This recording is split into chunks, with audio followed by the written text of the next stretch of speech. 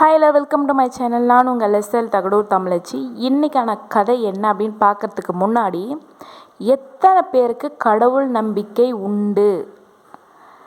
எத்தனை பேருக்கு கடவுள் நேரில் வந்தால் நம்ம இந்த மாதிரியெல்லாம் கேட்கணும் அப்படின்ற ஒரு ஆசை இருக்குது? கடவுள் நேரில் வருவாரா அப்படின்ற மாதிரி எத்தனை பேருக்கு கேள்விகள் இருக்குது அப்படின்றவங்க மறக்காமல் கமெண்ட் பண்ணுங்கள், சரிங்களா? சரி, இந்த கதையில் கடவுள் என்ன பண்ணுறாரு அப்படின்றத பார்க்கலாம். வாங்க கதைக்குள்ளே போகலாம். ஒரு ஊரில் ராமையான்னு ஒருத்தர் இருந்தார். அவர் ரொம்ப இன்னசென்ட். எப்படின்னா, யார் எது சொன்னாலும் சரிங்க ஐயா, செய்கிறேன் ஐயா அப்படின்னு சொல்கிற ஒரு ரொம்ப அப்பாவியான ஒரு ஆள். அவருக்கு எதிர்த்து பேசுவோம், அவங்க சொல்கிறது தப்பு சரி, நம்மளுக்கு கிண்டல் பண்ணுறாங்க கேலி பண்ணுறாங்க அப்படின்ற அளவுக்கு கூட புரியாத ஒரு அப்பாவி. அவர் அப்பாவும் கிடையாது அம்மாவும் கிடையாது. அவர் எங்கே இருக்காருன்னா, நம்மளுக்கு மேக்ஸிமம் தெரியும், ஒரு ஊரில் அந்த காலத்தில் நாட்டாமையாக இருப்பாங்க, இப்போ தலைவராக இருக்காங்க, சரிங்களா? அந்த காலத்தில் நாட்டாமையாக இருந்த ஒரு வீட்டில் பசு மாடுகளை மேய்ச்சிக்கிட்டோ அவங்க சொல்கிற சின்ன சின்ன வேலைகளை செஞ்சுக்கிட்டு தன்னோட வாழ்நாளை போக்கிக்கிட்டு இருக்காரு. அவங்க இருக்க இடமும் 3 வேளை சாப்பாடும் போட்டு தன்னோட வீட்டோட வச்சிட்ருக்காரு அந்த நாட்டாமை கந்தசாமின்ற ஒருத்தர், சரிங்களா? இந்த மாதிரி நாட்கள் நகர்ந்துட்டுருக்கு. ஒரு நாள் என்ன பண்ணுறாங்க அப்படின்னா, அந்த ஊரில் இருந்தவங்க எல்லாருமே அந்த ராமையாவை ரொம்பவுமே கிண்டல் பண்ணுவாங்க. அவர் எப்படி வச்சு கிண்டல் பண்ணுறாங்க அப்படின்றதே உட்காந்து யோசிச்சுட்டு அவர் கிண்டல் பண்ணுற அளவுக்கு ரொம்ப அப்பாவி. எல்லா இடத்துலையுமே அவர் இருந்தால் போதும், ஒரு இடத்துல வச்சு அவரை கலாய்க்காமல் விடமாட்டாங்க அந்த ஊரின் இளைஞர்கள், சரிங்களா? அவர் ஒரு நாள் என்ன பண்ணுறாங்கன்னா, ஒரு 2 இளைஞர்கள் இவங்களை எப்படியாவது ஒரு வம்பிழுக்கணும் அப்படின்ற ஒரு தீர்மானத்தோடு வராங்க. அப்போ ராமையாவை நாங்கள் பக்கத்து ஊருக்கு கபடி விளையாட போகிறோம், நீ வரையான்னு சொல்லி கேட்குறாங்க. அதுக்கு ராமையா இருந்துக்கிட்டு சரி வரேன் அப்படின்றார். ஏன்னா ராமையாவுக்கு கபடி நல்லாவே விளையாட தெரியும், சரிங்களா? அதனால் அவர் கூப்பிட்றாரு. சரி போகலாம் அப்படின்னு சொல்லிட்டு சொல்கிறாங்க. அதுக்கு சரி நீ மாடை எடுத்துகிட்டு போய் கட்டிட்டு சீக்கிரம் வா, இப்போலேருந்து நம்ம பயிற்சியை தொடங்கிடலாம் அப்படின்னு சொல்கிறாங்க. அதுக்கு இல்லை நான் எனக்கு மாடு மேய்க்கிற வேலையெல்லாம் நிறைய இருக்குது, சாயந்தரமாக மாடெல்லாம் மேய்ச்சி எடுத்துகிட்டு போய் கட்டிட்டு அப்புறமா உங்ககிட்ட விளையாடுறதுக்கு பயிற்சி எடுக்கிறதுக்கு வரேன் அப்படின்னு சொல்கிறாங்க. அப்படியா, சரி நம்ம சாயந்தரம் கூட விளையாடிக்கலாம், அது ஒன்றும் பிரச்சனை கிடையாது, நம்ம இங்கே விளையாடுறதுக்கு இந்த கோவில் இடைஞ்சலாக இருக்கும் போலையே அப்படின்னு சொல்கிறாங்க. அதுக்கு என்ன பண்ணுறது அப்படின்னு கேட்குறாங்க. அதுக்கு சரி இந்த கோயிலை கொஞ்சமாக நகர்த்தி வச்சுடு, நம்ம அதுக்கப்புறம் சாயந்தரமாக நம்ம பயிற்சி பண்ணிக்கலாம் அப்படின்னு சொல்கிறாரு. அதுக்கு கோயிலை போய் யாராவது நகர்த்த முடியுமா அப்படின்னு கேட்குறாங்க. அதுக்கு என்ன ராமையா எப்படி சொல்கிற, நாங்கள் வீடு கட்டும்போது எங்கள் வீட்டுக்கு முன்னாடி இந்த கோயில் இருந்தது, இந்த கோயில் இடைஞ்சலாக இருக்குன்னு சொல்லிட்டு தான் நானும் எங்கள் அப்பாவும் சேர்ந்து தான் இங்கே எடுத்துகிட்டு வச்சோம், இந்த கோயிலை நகர்த்த முடியும் அப்படின்னு சொல்லிட்டு ரொம்ப அப்பாவியாக உண்மையை பேசுகிற மாதிரியே 2 பேரும் பேசிக்கிறாங்க. ஓ அப்படியா அப்படின்னு சொல்லிட்டு அப்பாவியாக ராமையாவும் கேட்டுக்கிட்டு சரிவா நம்ம 3 பேரும் சேர்ந்து இந்த கோயிலை தள்ளி வச்சிடலாம் அப்படின்னு சொல்கிறாங்க. அவரும் சரி வாங்க போய் தள்ளலாம் அப்படின்னு சொல்லிட்டு ரொம்ப யதார்த்தமாக போகிறாரு. போய் அந்த கோயிலை 3 பேரும் பிடிச்சி தள்ளுறாங்க. ராமையா மட்டுமே உண்மையாகவே இந்த கோயிலை நகர்த்துறாரு. மற்ற 2 பேருமே பாவனா மட்டும் காட்டிகிட்டு இருக்காங்க. இவரும் என்னென்னமோ பண்ணுறாரு. எங்கள் கோயிலை நகர்த்த முடியுமா அப்படின்ற கேள்வியை கேட்கலாம், ஏன்னா அந்த அளவுக்கு அவர் ஒரு அப்பாவி, சரிங்களா? அந்த மாதிரி பண்ணிகிட்டு இருக்காங்க. அந்த வழியாக வந்த நாட்டாமை அவங்க 3 பேரும் கோயிலை பிடிச்சி தள்ளிட்டு இருக்கதை பார்க்குறாங்க. என்ன இந்த பைத்தியக்கார பயல்களுக்கு வேறு வேலை இல்லையா, கோயிலை போய் நகர்த்திட்டு இருக்காங்க, என்ன பண்ணுறானுங்க இவனுங்க அப்படின்னு சொல்லிட்டு கோவத்தோடு முன்னாடி நிற்கிறாரு. அப்போ தான் அவருக்கு புரியுது, ராமையா மட்டும்தான் அந்த கோயிலை பிடிச்சி தள்ளிட்டு இருக்காரு, மற்ற 2 பேருமே சும்மா இவங்களை கேலி கிண்டலும் பண்ணிக்கிட்டு இருக்காங்கன்னு புரியுது. அதை கேட்ட உடனே அங்கே பார்க்குறாரு. பார்த்த உடனே அவங்க 2 பேத்தையும் துரத்தி விட்டுறாரு. ஏன் ராமையா, கோயிலை போய் நகர்த்த முடியுமா, எவன் சொன்னான்னு சொல்லிட்டு இந்த கோயிலை அப்படி கஷ்டப்பட்டு தள்ளிட்டு இருக்கா அப்படின்னு சொல்லிட்டு கேட்குறாரு. ஐயா நானும் தான் சொன்னேன், இந்த கோயிலை நகர்த்த முடியாத நான் சொன்னேன், அவங்க தான் இந்த கோயிலை நகர்த்த முடியும், நானும் நகர்த்துறேன், நீங்களும் உதவிக்கு வான்னு சொல்லி கூப்பிட்டாங்க, அதுக்கு தான் நானும் வந்தேன் அப்படின்னு சொல்கிறாரு. ஏப்பா 3 பேர் கிடையாது, 300 பேர் வந்தாலும் இந்த கோயிலை நகர்த்த முடியாது, போ, உன்னை வச்சு அவங்க கேலிங் கிண்டலும் பண்ணுறாங்க, இன்னி இவ்வளோ பைத்தியக்காரனாக இருக்கியே, உனக்கு மாடு மேய்க்கிறத தவிர வேறு எதுக்குமே நீ லாய்க்கே கிடையாது, கிளம்புன்னு சொல்லிட்டு கோவத்தோடு பேசிட்டு போயிட்டாரு. இவருக்கு ஒரே கஷ்டமாக போயிடுது. நம்ம எது பண்ணாலும் தப்பாக போகுது, நம்ம எல்லாருமே நம்மளை வச்சு கிண்டல் பண்ணுறாங்களே, நம்ம என்ன தான் பண்ணுறது அப்படின்னு சொல்லிட்டு ஒரு வித வெறுப்போட காட்டு பக்கமாக மாடுகளை மேய்ச்சிக்கிட்டு போகிறாரு.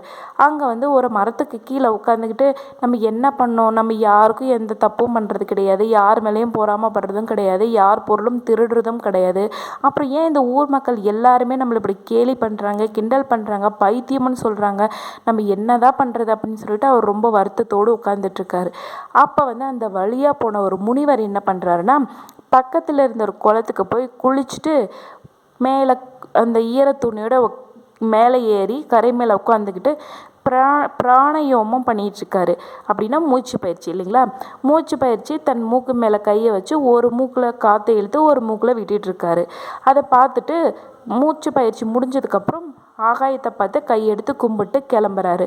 இதை பார்த்துட்டு இருந்த ராமையா வந்து, என்னடா இவர் பாட்டுக்கு மூச்சு இழுத்து விட்டார், மேலே ஆகாயத்தை பார்த்தாரு, ஏதோ சாமியை கும்பிட்டார், இவர் பாட்டுக்கு போயிட்டுருக்காரு அப்படின்னு சொல்லிட்டு அவர் கண்ணை மூடி திறக்கும்போது பக்கத்தில் போய் நிற்கிறாரு. திடீர்னு வந்து நின்ன உடனே அந்த முனிவர் பயந்துடுறாரு. அப்புறம் ஏன் என்ன ஆச்சு, எதுக்கு இப்படி வந்து முன்னாடி நின்றுட்டுருக்கீங்க அப்படின்னு சொல்லிட்டு கேட்குறாரு. அப்போ இந்த ராமையா வந்து முனிவரை பார்த்து கேட்குறாரு, என்னங்கய்யா வந்து குளத்துல குளிச்சிங்க, மேலே உட்காந்து ஏதோ பண்ணீங்க, அப்புறம் ஆகாயத்தை பார்த்து சாமி கும்பிட்றீங்க, உங்களுக்கு மேலே என்ன பண்ணுறாரு அப்படின்னு சொல்லி கேட்குறாங்க. அதுக்கு வந்து முனிவர் சொல்கிறாரு, எனக்கு வந்து என்னோடய வழக்கம் என்னென்னா குளித்து முடித்த உடனே பிராணாயாமம் பண்ணிவிட்டு அதுக்கப்புறம் ஆகாயத்தை பார்த்து சூரியனை கடவுளை வணங்குறது என்னோட வழக்கம் அப்படின்னு சொல்லி சொல்கிறாரு. என்ன மேலே கடவுளை பார்த்து வணங்குறீங்களா அப்படின்னா உங்களுக்கு கடவுள் தெரிகிறாரா அப்படின்னு சொல்லி கேட்குறாரு. அவர் கேட்கும் விதத்தை வச்சே முனிவர் கண்டுபிடிச்சிடுறாரு, இவர் வந்து ஒரு அப்பாவியாக ஒரு கேள்வியை கேட்குறாரு அப்படின்னு சொல்லிட்டு.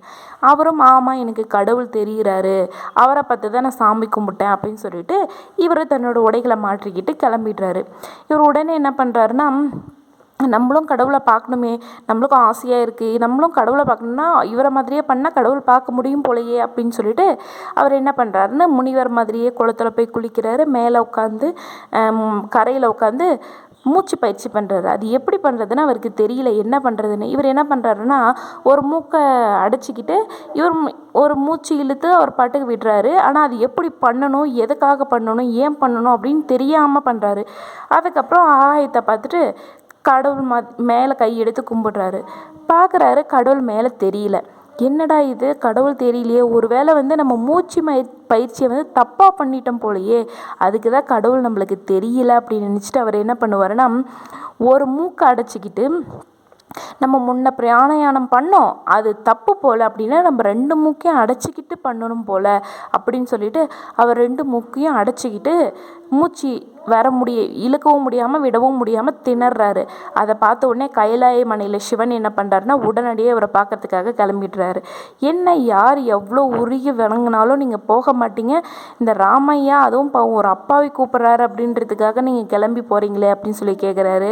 ஆமாம், மற்றவங்க எல்லாமே வந்து நம்மளை பார்க்கணும் அப்படின்ற ஆசையில் கூப்பிட்றாங்க, இவர் வந்து என்ன பண்ணுறோன்னே தெரியாமல் மூச்சை 2 மூக்கையும் அடைச்சிக்கிட்டு மூச்சு பயிற்சி பண்ணிகிட்ருக்காரு. இவரை நான் போய் அவருக்கு காட்சி தராமல் போனால் கண்டிப்பாக அவன் இறந்துடுவான் அப்படின்னு சொல்லிட்டு இவர் அவசர அவசரமாக வந்து அவர் முன்னாடி காட்சி தராரு. அதை பார்த்த உடனே அவர் வந்து முன்னாடி நிற்கிறாரு. இவர் ஒன்றா கண்ணை மூடிக்கிட்டே இருக்காரு. மகனே நான் வந்துட்டேன், உனக்கு என்ன வேணும் அப்படின்னு சொல்லி கேட்குறாரு. இவர் என்னடா யாரோ குரல் கேட்குதுன்னு சொல்லிட்டு கண்ணை திறந்து பார்க்குறான். பார்த்த உடனே கடவுள் சிவன் வந்து நிற்கிறாரு. இவனுக்கு வந்து ஒன்றுமே புரியல. என்னது ஒருவேளை நம்ம வந்து நம்மளை ஏமாத்துறதுக்காக யாரோ வந்து வேஷம் போட்டுட்டு நிற்கிறாங்க போல் அப்படின்னு சொல்கிறாரு. நீங்கள் யார், இங்கே என்ன பண்ணுறீங்க, எதுக்கு வந்திருக்கீங்க அப்படின்னு சொல்லிட்டு ராமையா கேட்குறாரு. அதுக்கு வந்து நீ தானப்பா என்னை கூப்பிட்ட, நான் தான் கடவுள் அப்படின்னு சொல்கிறாரு. அதுக்கு வந்து என்னை ஏமாத்துறீங்களா, ஊரே எல்லாரும் ஏமாத்துறாங்க, இப்போ நீங்களும்மா அப்படின்னு சொல்லிட்டு ஒரு விரக்தியாக பேசுகிறான். அதை கேட்ட உடனே இல்லைப்பா நிஜமாவே நான் கடவுள் தான் அப்படின்னு சொல்கிறாரு. இல்லை நீங்கள் கடவுள் இல்லை, நீங்கள் என்னை ஏமாற்ற வந்திருக்கீங்க, எல்லாருமே என்னை கேலி கிண்டலும் தான் பண்ணுறீங்க அப்படின்னு சொல்லிட்டு ரொம்பவுமே வருத்தப்படுறாரு. சரி இப்போ நான் என்ன பண்ணால் நீ கடவுள்னு ஒத்துக்குவேன் அப்படின்னு சொல்லி கேட்குறாரு. அப்படின்னா கொஞ்ச நேரம் இங்கே காத்துட்ருங்க, இங்கேருந்து ஒரு முனிவர் போனார் பார்த்தீங்களா, அவர் வந்து கடவுளை பார்த்துருக்கேன், டெய்லியும் சாமி கும்பிட்டும் போது அவரை நான் பார்க்குறேன் அப்படின்னு சொல்லுவார், அவர் வந்து நீங்கள் தான் கடவுள்னு சொன்னார்னா நான் ஒத்துக்கிறேன் அப்படின்னு சொல்லுவான். ஓ அப்படியா, சரி போய் அவரை கூப்பிட்டுட்டு வா அப்படின்னு சொல்லுவார். அதுக்கு வந்து அவர் கொஞ்சம் தூரம் போயிருப்பார். நான் போகும்போது நீ இங்கேருந்து போயிட்டு நான் என்ன பண்ணுறது, அதுக்கு ஏதாவது ஒரு வழி பண்ணணுமேன்னு சொல்லிட்டு அவர் என்ன பண்ணுவார்னா மாடுகளை கட்டுறதுக்காக ஒரு கயிறு எடுத்துகிட்டு வந்திருப்பார். அந்த கயிறை வந்து அவரையும் சேர்த்து இந்த மரத்தோடு சேர்த்து கட்டி வச்சுட்டு, நான் பாரு இங்கே போயிட்டு முனிவரை கூப்பிட்டுட்டு வந்துடுவேன், அது வரைக்கும் நீ இங்கவே இருக்கணும்னு சொல்லிட்டு போகிறாரு அப்பாவியா. இவரும் சரின்னு சொல்லிட்டு சிரிச்சுக்கிட்டே சொல்கிறாரு. இவரும் கொஞ்சம் தூரம் தேடி போகிறாரு. ஒரு முனிவர் வந்து ஒரு மரத்துக்கு கீழே உட்காந்து தியானம் பண்ணிட்டு இருக்காரு. போன உடனே நடந்ததை சொல்கிறாரு. இந்த மாதிரி நான் கடவுளை வந்து கயிறு போட்டு கட்டி வச்சிட்ருக்கேன், அவர் கடவுள் தானா எனக்கு தெரியல, யாராவது என்னை ஏமாற்ற வந்திருக்காங்களான்னு தெரியல, நீங்கள் அவர் கடவுள்னு சொல்கிறாரு, நீங்கள் வந்து அவர் கடவுள் தானேன்னு பார்த்து சொல்லுங்க அப்படின்னு சொல்லுவார். அது கேட்ட உடனே இந்த பைத்தியக்காரன் தொல்லை தாங்க முடியலையே, ஏன் இப்படி பண்ணுறான், நம்மளுக்கு போக வேண்டிய வேலை நிறைய இருக்குது அப்படின்னு சொல்லிட்டு, என்னால் வர முடியாது, நான் இன்னும் ரொம்ப தூரம் பயணம் செய்ய வேண்டியிருக்கு, அதனால் என்னால் இதுக்கு மேலே நான் இங்கேருந்து தொடர்ந்தால் தான் என்னோட இலக்கை அடைய முடியும், நான் இப்படியே போகிறேன் அப்படின்னு சொல்லுவேன். இல்லை எனக்கு நீங்கள் வந்து அது கடவுள் தானான்னு பார்த்து சொல்லி தான் ஆகணும் அப்படின்னு சொல்லிடுறாரு. சரி, இவன் பிடிவாதத்தை தாங்க முடியாமல் இவளும் போகிறாரு. போய் பார்த்துட்டு அங்கே ஒரே பேரதிர்ச்சி. ஏன்னா மரத்தில் கயிறு மட்டும்தான் அவர் கண்ணுக்கு தெரியுது, கடவுள் தெரியலை. என்னது பார்த்து சொல்லுங்கள், இவர் கடவுள் தானா அப்படின்னு சொல்லி கேட்குறாரு. ராமையா கண்ணுக்கு மட்டும்தான் கடவுள் தெரிகிறாரு, முனிவர் கண்ணுக்கு கடவுள் தெரியலை. பார்த்தோன்னே இந்த பைத்தியக்காரன் நம்ம இது கடவுள் இல்லை, ஏன்டா இப்படி பண்ணுறேன்னு கேட்டால் இவன் நம்மளை விடமாட்டான். நம்ம என்ன பண்ணலான்னா இங்கே கடவுள் ஆமாம் இவர் தான் கடவுள்னு சொல்லிட்டு நம்ம போனோம்னா இவன் அமைதியாகிடுவான்னு சொல்லிட்டு, ஆமாம் இவர் தானே கடவுள், கடவுளை போய் இப்படி கட்டி வைக்கலாமா, கலட்டி விடு, நானும் வரேன்னு சொல்லிட்டு அவர் சொல்லிட்டு கிளம்பிடுவார். ஓ சரிங்கன்னு சொல்லிட்டு கயிறை கழட்டிட்டு சாமிக்கிட்ட மன்னிப்பு கேட்குறாரு. ஐயா என்னை மன்னிச்சிடுங்க, நான் வந்து என்னை யாரோ ஏமாத்துறதுக்காக தான் சாமி மாதிரி வேஷம் போட்டு வந்திருக்காங்கன்னு நினச்சிட்டு நான் வந்து கோவப்பட்டுட்டேன், என்னை ரொம்ப மன்னிச்சிடுங்க அப்படின்னு சொல்லிட்டு ரொம்ப அப்பாவித்தனமாக பேசுகிறாரு. அதை கேட்ட உடனே சரி போனது போகட்டும், நான் உன்னை மன்னிச்சிட்டேன், சரி உனக்கு என்ன வரம் வேணும்னு கேளு அப்படின்னு சொல்லி கேட்குறாரு. அதுக்கு வந்து ராமையா என்ன பண்ணுறாருன்னா, நீங்கள் வருவீங்கன்னு நான் எதிர்பார்க்கல, திடுதுப்புன்னு வந்து எனக்கு ஒரு வடம் கொடுக்குறேன், நீங்கள் ஏதாவது ஒன்று கேளுன்னு சொன்னால் எனக்கு என்ன கேட்குறதுனே தெரியல அப்படின்னு சொல்லுவான். அதை கேட்ட உடனே அவர் சிரிப்பார். நான் இன்னொரு முறை உனக்கு ஒரு வாய்ப்பு தரேன், உனக்கு என்ன வரம் வேணும்னு கேளு, நான் கொடுக்குறேன் அப்படின்னு சொல்லுவார். எனக்கு என்ன கேட்குறதுனே தெரியலையே அப்படின்னு சொல்லிட்டு யோசிச்சுட்டே இருக்கும்போது திடீர்னு என்ன பண்ணுவார்னா, எங்கள் முதலாளி வந்து மாடு வந்து சரியாக பாலே கறக்க மாட்டேங்குதுன்னு சொல்லிட்டு ரொம்பவுமே கவலைப்படுறாரு, அந்த மாடு வந்து நிறைய பால் தரணும் அப்படின்னு சொல்லி நீங்கள் வரன் கொடுங்க. அது மட்டும் கிடையாது, இந்த ஊரே என்னை வந்து பைத்தியம் மென்டல் அப்படின்னு சொல்லிட்டு என்னை இழிவாக பேசுகிறாங்க, எனக்கு யாருமே நண்பர்களே கிடையாது, அதனால் நான் எப்போ கூப்பிட்டாலும் நீங்கள் வந்து என்கிட்ட பேசணும், நான் எப்போ கூப்பிட்டாலும் பேசணும், நீங்கள் இங்கே எப்போ வர சொன்னாலும் என்கிட்ட வரணும் அப்படின்னு சொல்லிட்டு வரதை கேட்டு எப்படியோ முடிப்பார். அதை கேட்ட உடனே சிவன் என்ன பண்ணுவார்னா, சரி உன்னோட வரனை உனக்கு அழிக்கிறேன்னு சொல்லிட்டு மறைஞ்சு போயிடுவார். அப்பா சாமி நம்ம கடவுள்கிட்ட பார்த்துட்டோம், கடவுளை பார்த்துட்டோன்னு சொல்லிட்டு ரொம்ப சந்தோஷமாக ஊர் மக்கள் எல்லாருக்கிட்டையும் இப்போ சொல்லுவார், நான் கடவுளை பார்த்தேன், கடவுள் எனக்கு வரன் கொடுத்தாரு அப்படின்னு சொல்லிட்டு. அவங்க ஏற்கனவே இவனை பைத்தியம்னு சொல்லிட்டு இருக்காங்க, கடவுளை பார்த்தேன்னு சொன்னால் யாராக இருந்தாலும் நம்ப மாட்டாங்க இல்லையா, அதனால என்ன பண்ணுவாருன்னா இவனுக்கு பைத்தியம் முத்தி போச்சு போலன்னு சொல்லிட்டு அவனை பார்த்து கேலி பேசிக்கிட்டே போயிடுறாங்க. அப்புறம் அன்னைக்குன்னு போய் ஈவினிங் பால் கறக்குறாரு. எப்பவும் கொடுக்குற பாலை விட 2 மடங்கு அதிகமாக பால் கொடுக்குது. அதை பார்த்தோன்னே ராமையாவுக்கு ஒரே சந்தோஷம், நம்ம வரன் கேட்டது பழிச்சிடுச்சு அப்படின்னு சொல்லிட்டு அந்த பாலை எடுத்துக்கிட்டு உள்ள வீட்டுக்குள்ளே போவார். போனோடனே அங்கே கந்தசாமி உட்காந்துட்டு இருப்பார். என்ன ராமையா என்ன வேணும் உனக்கு அப்படின்னு சொல்லி கேட்பாரு. அதுக்கு வந்து ஐயா இங்கே வந்து பார்த்தீங்களா பால் எவ்வளோ இருக்குது அப்படின்னு சொல்லிட்டு, ஆமாம் அதுக்கு என்ன இப்போ அப்படின்னாரு. நான் வந்து கடவுளை பார்த்தேன் அப்படின்னு சொல்லிட்டு அங்கே நடந்தது எல்லாத்தையும் சொல்லி முடிப்பார். முடித்த உடனே ஏன்டா இப்படி இப்போ உளர்ற, கடவுள் போய் ஏற்கனக்காக தெரியவாரா அப்படின்னு சொல்லிட்டு அவரையும் நம்ப மாட்டார். பாருங்க சரி நான் கடவுளை பார்த்தேன் நீங்கள் நம்பலை, இங்கே பாருங்க நான் கடவுள் வரன் கொடுத்த மாதிரி எனக்கு முன்ன கொடுத்த பாலை விட இப்போ 2 மடங்கு அதிகமாக பால் இருக்குது அப்படின்னு சொல்லி காட்டுவார். ஏன்டா இப்படி பண்ணுற, எங்கேயோ புல்லு இருக்கிற இடமா போய் மேய்ச்சிருப்பா, அதனால இன்னைக்கு பால் கொஞ்சம் அதிகமாக இருக்குது, அதுக்கு ஏன்டா இப்படி என் உயிரை வாங்குறேன், நீ எப்போ தாண்டா திருந்துவ அப்படின்னு சொல்லிட்டு ரொம்பவுமே வருத்தத்தோடு பேசுகிறாரு. ராமையாவுக்கு ரொம்ப கஷ்டமாக போயிடுது. நம்மளை ஊர் மக்கள் தான் யாரும் நம்பலை, அட்லீஸ்ட்டு வந்து நாட்டாமையாவது நம்புவார்னு பார்த்தா அவரும் நம்ப மாட்டேங்கிறாரு. நம்ம இப்போ என்ன பண்ணுறதுன்னு சொல்லிட்டு ரொம்பவுமே கவலைப்படுறாரு. சரிங்க ஐயா நீங்கள் நான் சொல்கிறது நம்பலைல்ல, நீங்கள் நாளைக்கு என் கூட வாங்க, நான் கடவுளை உங்களுக்கு காட்டுறேன் அப்படின்னு சொல்லி ரொம்பவுமே பாவமாக பேசுவார். இவன் சொன்னால் புரிஞ்சுக்க மாட்டேங்கிறானே அப்படின்னு சொல்லிட்டு ஏண்டா அப்படின்னு சொல்லிட்டு அமைதியாக இருக்கார். அதுக்கு நீங்கள் நாளைக்கு ஊரில் இருக்கவங்க தான் யாரும் நம்பலை, நீங்களாவது என்னை நம்புங்க, வாங்க உனக்கு காட்டுறேன் அப்படின்னு சொல்லிடுவார். சரி, அவனோட மன திருப்திக்காக இவரும் சரி நாளைக்கு போகலாண்டா போ அப்படின்னு சொல்லிட்டு போயிடுறாரு. அடுத்த நாள் காலையில் விடியுது. அவரும் அவங்க நாட்டாமையை கூப்பிட்டுட்டு காட்டுக்கு போகிறாரு. போகும்போது கொஞ்ச நேரம் கழித்து அண்ணாந்து பார்த்து ஆகாயத்தை பார்த்து பேசுகிறாரு. கடவுளை நீங்கள் வாங்க, என்னை யாருமே நம்ப மாட்டேங்கிறாங்க, நீங்கள் நான் கூப்பிட்டா வரேன்னு சொன்னீங்கள, வாங்க அப்படின்னு சொல்லிட்டு கூப்பிட்றாரு. அங்கே ரொம்ப நேரமாக ஆகுது, அவரும் எந்த பேச்சும் கிடையாது, அவரும் வரல.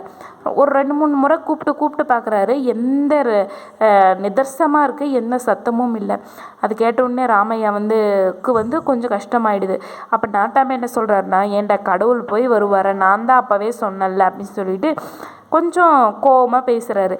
உடனே ராமையா என்ன பண்ணுவார்னா, நீங்கள் என்ன சொன்னீங்க, எனக்கு என்ன எப்போ கூப்பிட்டாலும் வருவேன் தான் நீங்கள் எனக்கு வரன் கொடுத்தீங்க, ஏன் இப்போ வரமாட்டேங்கிறீங்க அப்படின்னு சொல்லிட்டு கேட்பார். அப்போ ஒரு ஒளி மட்டும் கேட்கும். என்னன்னா, நான் உனக்கு மட்டும்தான் வரன் கொடுத்தேன், நீ அழைக்கும் போது நீ மட்டும் இருக்கும்போது மட்டும்தான் நான் வருவேன்னு சொல்லிட்டு உனக்கு நான் வரம் கொடுத்துருந்தேன். நீ என்ன நம்பிக்கையோடு நான் வருவேன்ற நம்பிக்கையில் நீ கூப்பிட்ட, மற்றவங்க எல்லாரும் என்னை பார்க்கணுன்ற ஆவலில் கூப்பிட்றாங்க. அப்படி இருக்கும்போது நான் நீ மட்டும் தனியாக இருக்கும்போது கூப்பிட, கண்டிப்பாக நான் உனக்கு காட்சி தருவேன் அப்படின்னு சொல்கிறாரு. அதை கேட்டவுடனே நாட்டாமைக்கு கண்களில் கலங்கி போய் நிற்குது. என்னடா, நம்ம தினமும் பூஜை பண்ணுறோம், 2 வேளை பூஜை பண்ணுறோம், கோயிலில் நிறைய அன்னதானங்கள் பண்ணுறோம், எவ்வளவோ பரிகாரங்கள் பண்ணுறோம், எவ்வளவோ நன்மைகள் பண்ணுறோம், வாரம் வாரம் 2 முறை அங்கே அன்னதானம் வரவங்களுக்கு எல்லாருக்குமே கொடுக்குறோம், நம்ம வீடு தேடி வர்ற எல்லாருக்குமே சாப்பாடு இல்லைன்ற அளவுக்கு எல்லாருக்கும் சாப்பாடு போட்டு அனுப்புகிறோம். அப்படி இருந்து காட்சி அளிக்காத கடவுள் இந்த அப்பாவியான ராமையாவுக்கு காட்சி அளிச்சிருக்காரு அப்படின்னு சொல்லிட்டு அவருக்குள்ள ஒரு பெரிய கேள்வி.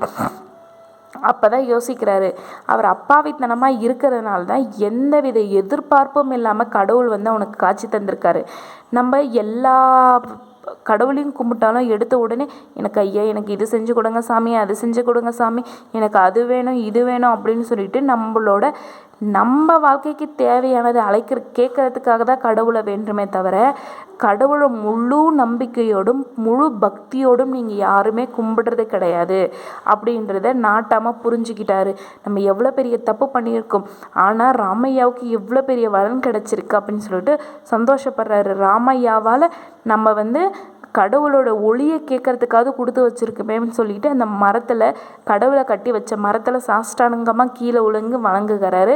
வணங்கி எழுந்த உடனே ராமையாவுக்கு பெரிய கும்பிடா போடுறாரு. அதை பார்த்த உடனே ராமையாவுக்கு நம்ம முதலாளி போய் நம்மளுக்கு கடவுள் மாதிரி நம்மளை கும்பிடுறாரே அப்படின்னு சொல்லிட்டு அவருக்கு ஒரு மாதிரி ஆகிடுது.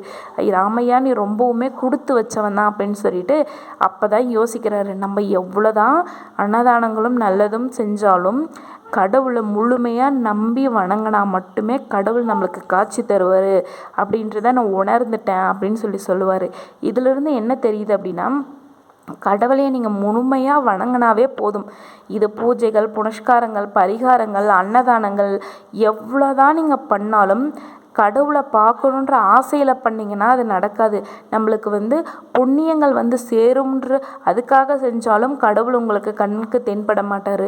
நீங்கள் முழுமையாக கடவுளை மட்டுமே அவர் இருக்காருன்னு நீங்கள் நம்பி கும்பிட்டாவே கண்டிப்பாக உங்களுக்கு காட்சி தருவார் அப்படின்றத இந்த கதையோட முழு பொருள். சரிங்களா? நீங்களும் இதுக்கு மேலே நம்பிக்கையோடு சாமி கும்பிடுங்க, அவரும் உங்களுக்கு காட்சி தருவார். ஓகேங்களா? இந்த கதை பிடிச்சிருக்கும்னு நினைக்கிறேன். பிடிச்சிருந்தால் லைக் பண்ணுங்கள், ஷேர் பண்ணுங்கள், கண்டிப்பாக மறக்காமல் சப்ஸ்கிரைப் பண்ணுங்கள். தேங்க்யூ.